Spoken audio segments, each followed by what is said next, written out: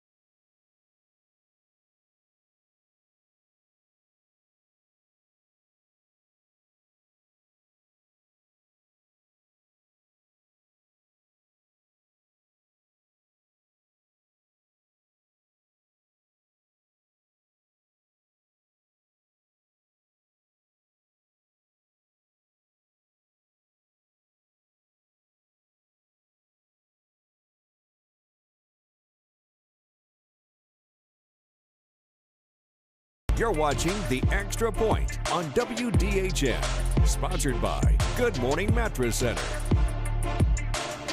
Welcome back. The Enterprise Wildcats seem to be in firm playoff position, but every win matters this time of year. Oh, yes. The chances are low for them to miss, but hey, you lose tonight, you never know. So tonight's the Wildcats welcome in the Jeff Davis Volunteers. Last year, Enterprise handled Jeff Davis 39-6 on the road, and this was the final game, game of the year for the Wildcats. Here in the first quarter, Quentin Hayes on the end around to Zaire Boyd. He's got some room on the outside. Boyd's going to pick up about 20 yards and another Enterprise first down. Same drive here later in the first. The give now is to Omari Griffin. He finds a hole, and he's going to cross the plane for an Enterprise Wildcat touchdown. They get the 2-point conversion. They're up 8-0. Looking very good here on senior night, and they have the ball back once again. It's Mikael Johnson. He's going to get to the outside just like his man Zaire, and he's going to get another Wildcat first down. Looking very good here in the first quarter. And then how about number 3, Mr. Griffin? Let's go right back to him as well. He's going to punch it out to the left side, and he's got some blockers out there, and he's just faster than everybody else. That is a touchdown. They're up 16-zip at the end of the first quarter. But now here comes Jeff Davis with the ball. Hey, yeah, let's celebrate real quick. They deserve to celebrate.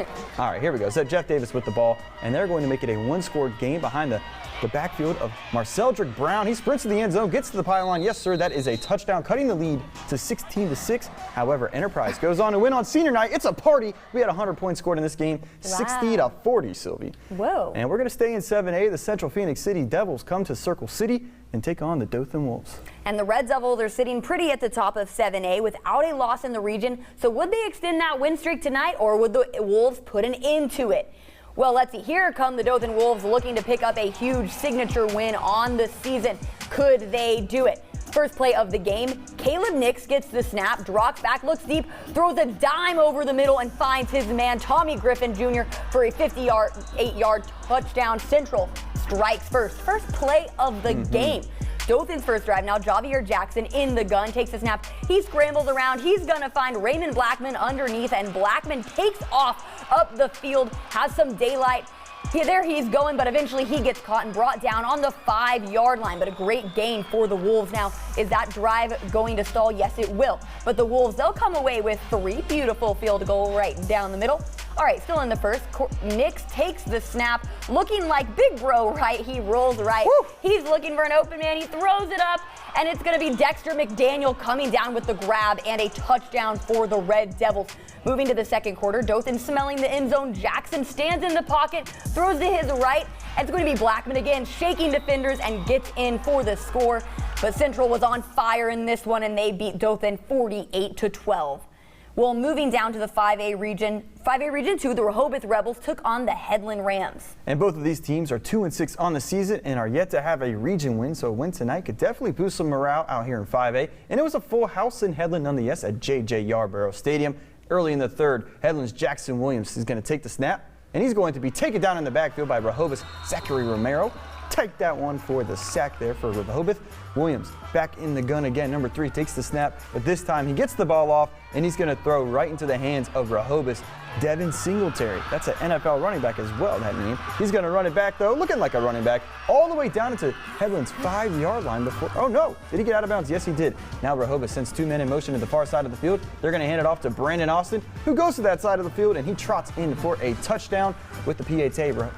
Rehoboth is up 19-9. Not everything was going Rehoboth's way here, though. Hand off to Parker Peacock, who fumbles, and Headland would recover. So let's go to the scoreboard here. Do we have a final? Yes, Rehoboth wins this one, 33-22, Sylvie. Well, staying in 2A, well, now we're going down to 2A. The Houston County Lions visited the Abbeville Yellowjackets. And the Lions entered the matchup at 4-4. The Yellowjackets were 1-5. So who would get in the win column tonight? They both need it. Here come the Yellowjackets on homecoming night. Oh, they're ready to go. And first drive of the game, Houston County's Khalil Johnson steps back, throws a pass to Sawyer Harris, who bobbles the ball, takes a hit, and gets wrap for the ball for an Abbeville defender who gets a good return before being taken down. And Houston County's Khalil Johnson, there he's ready to take the snap, moves out of the pocket and takes it around the edge for a big gain. He's got some wheels. There he's going. No one's going to catch him. Huge gain for the Lions now. But he'll be taken down by the Yellowjackets. And a few plays later, 4th and about 5, Houston County snaps the ball to Isaiah McKenzie, pitches it to Khalil Johnson, who hits a wide open Ladarius Maben, who walks into the end zone. Houston County up 7-0. And all right, we do not have a final. We don't have a final, so make sure to tune into overtime for the final for that score. Coming up, we're going to have the play of the night, so stay with us. You don't want to miss it.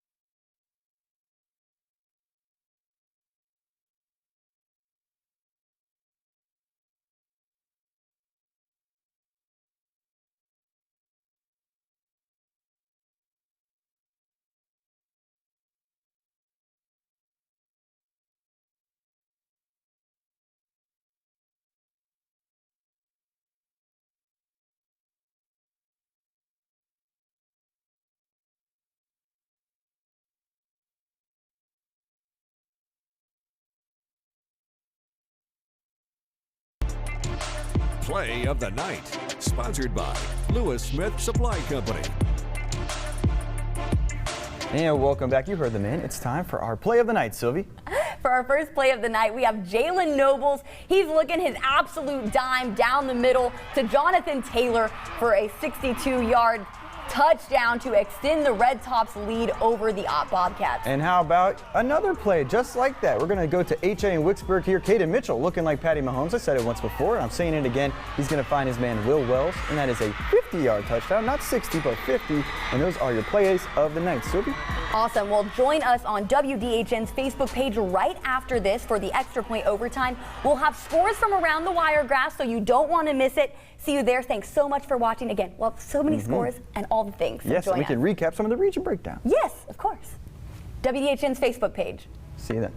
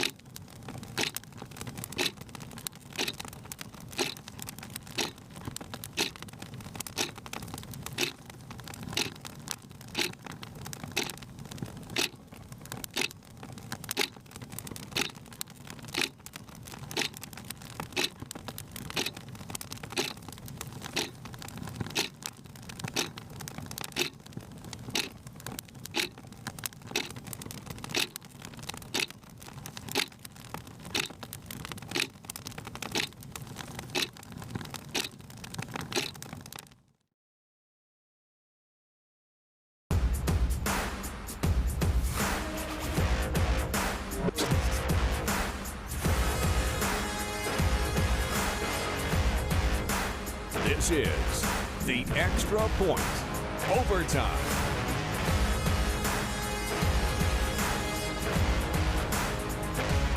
Welcome to another episode of the Extra Point Overtime. Thanks so much for joining us. I'm your host, Sylvie Sparks. It's week 8, and it was a fun night in the Wiregrass. Oh, yes, it was. I am Michael Rinker. At this point, you know the deal. During the show, we have some bonus highlights for you, and we take another look at the games from tonight. And it's another big week in high school football. The fall weather is here, and with that, the playoffs are coming very quickly. And we're going to start things off with our Game of the Week. Game of the Week, sponsored by ENG Care. In our Game of the Week, Ariton looks to clinch 2A Region 2 with a win over Elba. But if Elba wins, we could have a three-way tie for first. Now, the stage doesn't get any bigger than this, so let's head out to Tiger Stadium to see who picked up the W. And we're going to start things off with Elba running out onto their home field here at Tiger Stadium, which I assume would be senior night, maybe so. Looking pretty gold in the gold here. Good in the gold. Good in the gold. Here we go. Ariton Purple Cats quarterback Ian Sen's got to find Matthew Harrell for a 33-yard touchdown. Purple Cats strike first. Looking pretty good here on their way to a region crown potentially. But the Tigers answer quickly back, and it's Alvin Henderson, number 6, going to the left side of the field. He's in for a 14-yard touchdown, and we're all tied up at 6. The ground game. Hey, that's a happy Tiger fan right there. And we saw the ground game a lot this year from Elba, and they're going to keep it going tonight. Quarterback Braden Johnson keeps it, finds out Alvin Henderson. Once again, that's a 35-yard touchdown for the freshman. 2 touchdowns in the first quarter. Freshman? Arguably the biggest game of the year, and the freshman's showing out. Whoa. Ariton marches down the field, and after a couple of costly penalties, Ian Sen's going to find more trouble as he throws an interception to Peyton McCart, and he takes it all the way down the sideline to midfield. That big play put the Tigers in scoring position, and it's once again Alvin Henderson. Talk about being hungry here. That is another 25-yard touchdown for the freshman. We got to say it again. 3 first-half touchdowns for the freshman in the biggest game of the year. Talk about clutch. And they would go on to win this one 41-25 in a huge win, 3-way tie in 2A. Definitely huge for the Tigers in that one. Yes, it was. Ariton's undefeated season is over. It is over, so I don't know how the AHSAA, we were looking at the tiebreakers. Yeah, there's a lot. It goes all the way down to Q. Yeah, and then they just flip a coin. So let's hope there's another differentiation that someone is the winner, not through a coin flip. Definitely. All right, well, now we're going to go to yesterday's games. It's Daleville visiting Northside Methodist at Rip Hughes Stadium. Sylvie? Yes, the Warhawks, they entered the matchup looking for their first win on the season. The Knights finally got in the column last week with a last-minute victory over New Brockton, so they wanted their second. And here come those Knights in fancy Rip Hughes light show fashion, ready to take on the Warhawks. Early in the first, Yellowville quarterback Marion Pinckney sends it over the middle and finds Marcus Smith. Can you see him catch that on his helmet? What a catch. The drive would stall. Northside Methodist takes over. Carter Stevens hands it off to Jaden Watkins. He escapes the defense and says, "See you later, I've got a house call." He's going to take it all the way to the end zone. Knights are up 7-zip in the first quarter. Woo!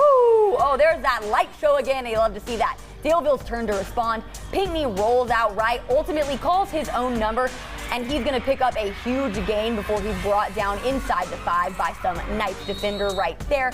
That sets him up to take it in for 6 on the next drive. There he goes, a touchdown, Warhawks. Knights get the ball back. Stevens looks deep down the left sideline, finds Watkins again. Big gain for the Knights. He takes it inside the red zone there and sets up Steven, who's going to throw it to Kenneth Rhodes for another Northside touchdown. Knights are up 14-6. Oh, look at that. You're going to see Colin Blackwell showing the camera some love. That's right, we're winning. Let's go. They're celebrating, and the Knights dominate all night long. They pick up their second win of the season, 48-6 over the Warhawks. Daleville still looking for that first win. Yes, and real quick, so Rip Hughes has red for Dothan, green for Northside. If we bring them together come December, we have a Christmas light show. I don't know what they're going to do at Rip Hughes Stadium, but hey, throw them both in there. Let's have some fun. Yeah, it'll be fun. I like it. Saliba, I got you. All right. All right, well, moving up to 3A, the Bobcats are fresh off their biggest win of the season, defeating Wicksburg 49-6. And tonight, Opp was on the road to play another tough region team, the Slocum Red Tops, who entered Friday with a 3-1 region record. A Slocum win and a Houston Academy loss would put the Red Tops tied atop the region standings. All right, the Red Tops leading the Bobcats 14-7, about 8 minutes to go in the first half. Slocum's, Jalen Nobles throws to Rashawn Miller, who picks up some yardage for the Red Tops. On a few plays later, Nobles takes the snap, rolls to his right, looks deep, sends it to Jonathan Andrews. He has him, and he's going to take it in for a Red Top touchdown. That's a 62-yard touchdown pass, and they're hype about this one, extending the lead 21-7 over the Bobcats. Colton Bailey says they can't stop us. All right, Bobcats back on offense now. Gray Jennings is scrambling, and he's brought down by a couple Red Tops. A big stop for Slocum. Red Tops are going to have the ball again, and we'll see them in a second. But first, the defense. Okay, there it is. Jalen Nobles takes the snap. He's going to keep it. He'll run to his right and escapes those Bobcats defenders and gets down the sideline. And eventually, Slocum's, they're going to kick a field goal after a few attempts on third down. They will extend the lead 24-7 at the half, and they come up with a major region win, holding the Bobcats to only a touchdown. And if they beat Wicksburg next week, Slocum is going to win the region with that 40-7 victory tonight. Very, very good in 3A. Yeah, things are heating up in 3A. And speaking of, we're going to move to another pair of 3-1 3A Region 2 squads. Wicksburg hosting Houston Academy. Now the Raiders, they have balled out their last 2 games, shutting out Florala and Providence, while Wicksburg, as we said, is coming off that loss last week against Stop. But hey, here is HA forcing a 3-and-out, so Wicksburg's punting it to Walker Elliott. He's got some space in the middle of the field, takes one cut, makes another miss on a spinorama. Looks like he's got a good game, but the ball pops out, and a Wicksburg offensive lineman's going to jump on it. And hey, linemen don't get to touch the ball that often, so I would be that excited too. That is Wicksburg Panther football right there. I love that. But they would punt once again here. The Raiders on third down and long. Caden Mitchell finds his brother Cameron for a first down. We're moving the sticks here. HA looking very good. Very next play. Let's not move in chunks. Let's move in one play. How about that? He's taking a deep shot. He's going to find his man, Will Wells, all the way down the field for a 50-yard touchdown. And Houston Academy takes a 14-13 lead, and they're very hyped. They're a one-loss team, so hey, you never know. But here comes Wicksburg once again. Jalen Murray gets the give, and he's got some space to the left side of the field, busting through the secondary, and Mr. 7 is going out of bounds. But he was hit late, so tack on 15 more yards, and they're looking very good. But here on 4th and goal, bad snap. Jackson Glover does what he can with it, but he's going to be tackled before obviously reaching the end zone. They would turn the ball all around downs, but they would score a few plays after that, got a fumble, and they would go on to win this one 23-14. So Region 2A and 3A. It's crazy. It's coming down to the wire. Oh, yeah. To the wire. All right. Well, let's move down back to 2A. Geneva County shined last week with the return of Emmanuel Henderson. The Bulldogs beat Houston County 40-21. And tonight they took on GW Long, who hasn't lost since mid-September. Last year, the Rebels took it to the Bulldogs, winning 41-7 at home. And now for this year's games, let's see. A little over 7 minutes to go in the first quarter. Long quarterback Kobe Stringer sends it to Jakiri Redding for a touchdown early in the first. Long is going to get on the board. Redding's going to take some time to celebrate with his teammates. Brantley rolling, and of course Stringer comes over before they head to the excited GW Long sideline. And Redding's going to show some love to Jaden Jackson over there. The extra point is blocked, so it's 6-0 Rebels. Bulldogs ball now. Emmanuel Henderson on the carry, taken down by Stringer. But check this out. Great sportsmanship. They pat each other on the back. 2 great players. All right. Well, now back on offense, Bryson Hughes takes the snap, hands it off to Kobe Stringer, who picks up a big gain before he's run out of bounds at about the 28-yard line. So that's a big gain there for the Rebels. A few plays later, Hughes looks, and he's going to find Blaine McDaniels, and he'll dodge a tackle before he's eventually brought down at about the 3. But that puts Long in scoring position, and Jackson Chansey carries it in for another Rebel touchdown. They go for 2 on this one, so let's see if they get it. Hughes runs to his right, looks back left, sees Brant Brady in the end zone, and he has him. The 2-point conversion is complete, so the Rebels are up early on in the first quarter. They go on to take this one 49-20.